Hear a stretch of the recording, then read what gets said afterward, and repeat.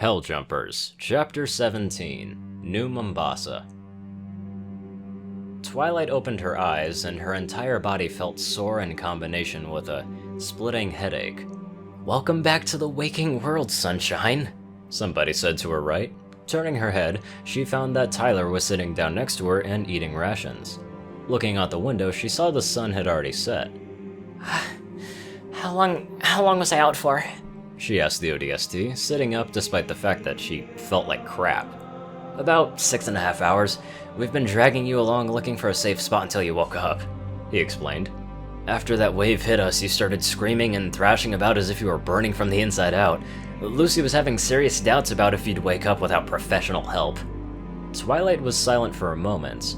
She remembered her magic reserves being drained due to the shield she had cast being hit, and afterwards the shockwave immediately overcharging it to a point where she fell unconscious. Wait, where are the others? She finally asked. They're out on Overwatch. We've been rotating shifts to get small bits of rest, he said, picking up his helmet and activated his radio. 01 Charlie to Alpha and Bravo, 01 Delta is awoken. Roger that, Charlie. Bravo, return to the safe house. Mac's voice came over the radio. Copy that. I'm en route. Bravo out. Lucy answered. She came walking into the room moments later, followed by Mac. So, how you doing, Sparkle? Mac asked the pony, who had gotten up and was stretching out. Feel like crap. Magic reserves are fine, but my horn is still recovering from the fluctuations of magic levels I experienced. All in all, just a regular day in the war zone. Twilight answered while levitating her sniper rifle experimentally. Mac nodded. Well, the city has gone to hell. The Second Fleet arrived and started mopping up the remains of the Home Fleet. The Oni HQ got blown up, possibly to deny the Covenant the asset, and the city's being flooded by enemy elements, Mac told the Alicorn. We were hoping to use the darkness to bug out of here and link back up with the other UNSC forces. He grabbed a paper map from his backpack and a marker. So, these routes have been overrun by grunts in the past hour. He marked a few streets red alongside the ones he had already marked red. We're gonna cut through the city to the coastal highway towards the shipyards and hopefully hitch a ride from there. Move out in 5. Tyler repacked the few things he had taken out of his backpack, while Twilight checked the ammo count on both of her weapons. 50 rounds for the rifle and 70 for the suppressed Magnum. Satisfied with the amount of ammo, she attached the weapons to magnetic clamps on either side of her barrel. Putting on her modified helmet, she activated its systems again. Can anyone hear me? This is Captain Veronica Dare. The team's radio came up to life again. This is Alpha 3, Captain. What's your situation? Mac immediately responded, the other 3 members of the team rushing outside as well. My beacon is active. We need immediate assistance. Someone please respond. The captain continued, not having received Mac's transmission. Damn it. Mac swore while putting on a new waypoint into his visor. We're gonna assist the captain. Sparkle, can you fight? Yes, sir. Twilight responded. She only felt slightly sore by this point, but her horn would need some serious rest before she would be able to cast anything more complicated than levitation. The squad exited their temporary safe house onto the street. Traveling down towards the beacon, the group took out a few grunts who were sleeping. Is that beacon coming from the underground, around the city's data complex? Twilight asked as she traced the signal to its location. Well, it looks like it, Tyler answered. Last reports we heard, there was a high concentration of drones around that location. So, the quick buggers then. Lucy grunted, checking the remaining ammo for her assault rifle. Nobody replied to Lucy's comment, but they all shared the sentiment. Moving down the street under the cover of darkness, the team made quick ground towards the elevator that connected to the underground complex. Tyler, being at the front of the group, turned the last corner and stopped. Well, we're late to the party, guys, he said as the rest caught up to him. The courtyard in front of the building that housed the elevator was littered with corpses from a previous engagement. Mac ordered the squad to spread out and investigate. Bodies show signs of bullet wounds, SMG rounds to be specific, Lucy noted as she looked at the wounds on one of the corpses. Then more of our guys have come to that distress signal, Mac said. Get to the building. We might be able to catch up to them if we hurry up a bit. They quickly made their way to the large building that contained the entrance to the sublevels. When they arrived at the elevator shaft, they found it pried open with the lift being somewhere down on a sublevel. I can fly you over to the cable so that you can rappel down, Twilight said as she saw the drop down. Oh, come on. What's the fun in that? Tyler replied. Twilight could see the grin on his face from under his helmet. Tyler, if you Geronimo! He shouted as he made a quick sprint towards the shaft and jumped, grabbing the elevator cable that was hanging in the middle of the shaft. By that point, Tyler had stopped his fall. Twilight was now doing breathing exercises to slow her heartbeat down. Lucy looked at her fellow ODST members and turned to Twilight. Is that offer still standing? Not every one of us has a death wish. Twilight nodded and unfurled her wings. A few beats later, Lucy was also hanging from the cable, followed by Mac moments later. The three humans slowly slid down the shaft, followed by the alicorn who had been carefully flapping her wings in the shaft to avoid hitting the cable and the wall. Finally having reached the level of the shaft where the elevator got stuck, Twilight sat down. Sub-level 7. The beacon is coming from level 9. Twilight said as she checked the location of the beacon again. Mac nodded and made a hand signal towards one of the doors. The group made their way into the hallways and found nothing short of a massacre. Bodies, both human and alien, littered the floor. Checking the police officers they came across for any signals of life. Wow, poor bastards. They never had any chance with their weaponry. Lucy observed as she picked up a low-caliber pistol from one of the dead officers. Well, whatever they were down here for, I'd bet my hide that the captain knows more. Twilight responded as she respectfully closed her eyes at the deceased humans as she passed them. They made their way down to a large open shaft that led down a level. A couple of drones lay dead onto the ground. Well, guess the other guy made it at least this far in, Tyler commented before jumping in, making a roll on impact with a lower floor. More bodies from drones down here, he reported as the other two also went down the shaft. He's taking all the kills from us at this rate. Rolling her eyes, Twilight moved ahead into the, once again, similar hallways of sub-level 8, but instead of the usual silence, she heard the faint sound of gunfire from somewhere up ahead. You guys hear that? She asked. Sounds like fire from an SMG, Max said as he also picked up the sound. We've almost caught up with our guys, let's move. The squad began running down the shaft towards the gunfire, passing bodies of brutes, grunts, drones, and jackals alike, and they finally heard someone talking. Welcome. Access granted. The voice of an AI came up from ahead, followed by the voice of a man. Go ahead, Trooper, raise the stack, he said as the group heard a data stack rising from the floor. Moving to the circular room that had a hole towards sub-level 9, they found an NMPD officer alongside an ODST. The trooper immediately had his weapon trained onto the squad of new arrivals as they entered, but lowered it as he saw that they were fellow operators. More reinforcements. You guys mind going ahead for me? I'm not as heavily equipped as you are, the officer asked the ODSTs. Hell yeah! You guys have been clearing the route for us, taking all the fun out of it. Tyler responded, nodding to the other ODSTs who nodded back and jumped down the shaft at the same moment as Tyler. Well, you know what they say. Lucy said. Feet first. She said as she also jumped, followed by Mac and Twilight. As all the ODSTs landed, a door opened revealing a swarm of drones. You hear that? Buggers, down at your level!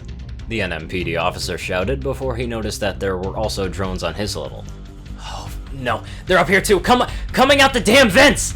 He shouted as the data stack closed up again. They heard him shout a little bit more before the opening completely sealed. Crime doesn't pay, the AI announced as the squad eliminated the drones. What the hell? Lucy said. Did that AI just kill the guy? She asked, scared at the prospect of an AI that might or might not want them dead. It did, Mac answered. Just another mystery to add to the list of things that need answering. Making their way to the beacon's location, they found themselves in a familiar hallway again, only this one was frosted over as the cooling was put on overdrive. Up ahead, they could hear brutes mulling about, spreading out as they readied their weapons for the inevitable engagement. Shouldering the sniper rifle with some support from levitation magic, Twilight took aim at the first brute that showed its head. Pulling the trigger, an ear-deafening bang rang out through the hallway as the sound had nowhere else to go. The brute's skull caved in on itself as the 14.5mm round impacted onto the head of the alien. The other packmates that were with the brute charged forward, but were cut down by the combined fire from the other ODSTs, who were waiting in an ambush for the large apes. All targets down, Tyler reported from up front. The others moved down with him in the hallway. Buck? Who knows if he can hear me, but I'm sorry. I should have told you more about this mission. Just more about everything. The radio came alive again with the voice of the captain. Damn it, we need to hurry up. She sounds as if she's about to get hit, Max said as the group picked up the pace once again. Crossing through a couple of hallways, they found a swarm of drones led by a brute. Firing another round from her sniper, Twilight dropped the large beast before switching to her magnum to help take out the obnoxious drones buzzing around the room. After having cleared the room, the squad went up to the door that the aliens were trying to break through. Welcome. Access granted. The AI called out, opening the damaged door. Moving through the small hallway that lay behind the door, the lone ODST took point with Mac, Twilight, and Lucy, following after and Tyler covering the rear. They came up on another closed door and took defensive positions, facing the way out as the lone ODST knocked on the door twice. A few seconds passed before the door opened, and a female stood in the opening with a drawn pistol. It's you! I thought... She said before eyeballing the other ODSTs, and her eyes stopped at Twilight, swirling her pistol around to the pony as she identified that it's an alien. Twilight, having none of it, used her sniper as a bat and hit the little firearm before the captain could fire it at her. Pulling her pistol, she aimed it at the captain. Whoa, chill out, everyone! Mac shouted as he jumped in between the two soldiers. We're all on the same side here! Are you sure we can trust it? The captain asked Mac. I've got a tier 1 asset here that I can't afford to lose. She's been with us ever since Reach with another one of her species, ma'am. We fought together in New Alexandria. I'll vouch for her character any day. Mac told the captain, who relaxed a bit until she heard the sound of drones coming from the hallway. Inside, now! She shouted, all the ODSTs rushing inside as the captain closed the door behind them. This way, and stay quiet. She ordered, picking up and holstering her magnum. Some idiots blew the building at the top of the shaft, woke the whole hive. She explained while she led the group into the AI core, walking up to a window.